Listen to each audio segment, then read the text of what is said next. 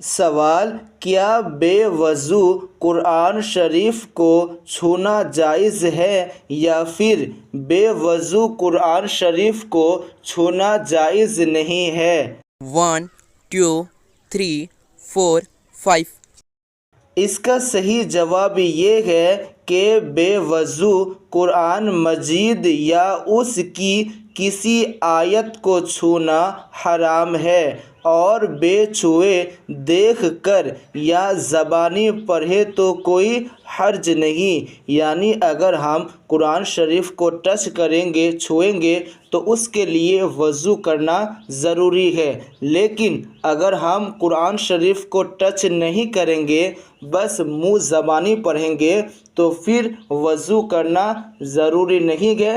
بنا وضو کے منہ زبانی یعنی بغیر دیکھ کر آپ قرآن پڑھ سکتے ہیں، لیکن اگر آپ قرآن کو ٹچ کریں گے، چھوئیں گے، اس کے لیے وضو کرنا ضروری ہے۔ سوال: اگر کوئی آدمی سو گیا اور نیند آ گئی تو کیا وضو ٹوٹ جائے گا یا پھر وضو نہیں ٹوٹے گا؟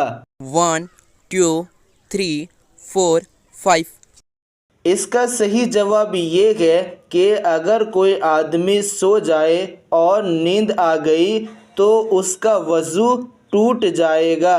سوال: اگر کوئی آدمی وضو کیا اور پھر اس آدمی کا گھٹنا یا سطر کھل گیا تو کیا اس سے وضو ٹوٹ جاتا ہے یا پھر وضو نہیں ٹوٹتا ہے؟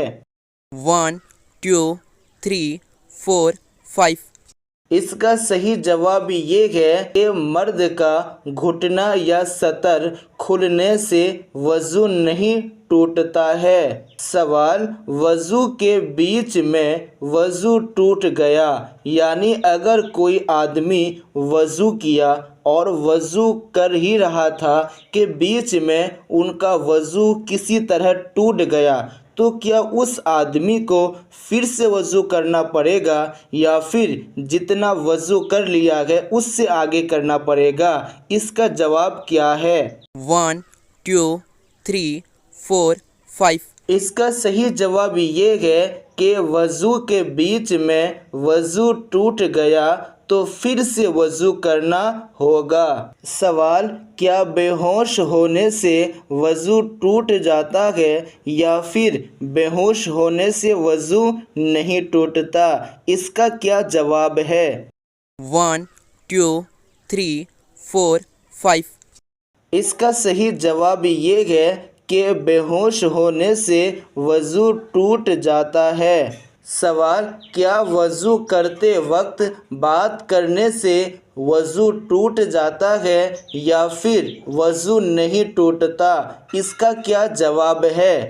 1 2 3 4 5 اس کا صحیح جواب یہ ہے کہ وضو کرتے وقت بے ضرورت دنیا کی باتیں کرنا یہ مکروہ منع ہے، لیکن اس سے وضو نہیں ٹوٹتا، اور اگر وضو کرتے وقت کوئی ضروری بات ہے تو آپ کر سکتے ہیں۔ بے ضرورت باتیں کرنا یہ منع ہے۔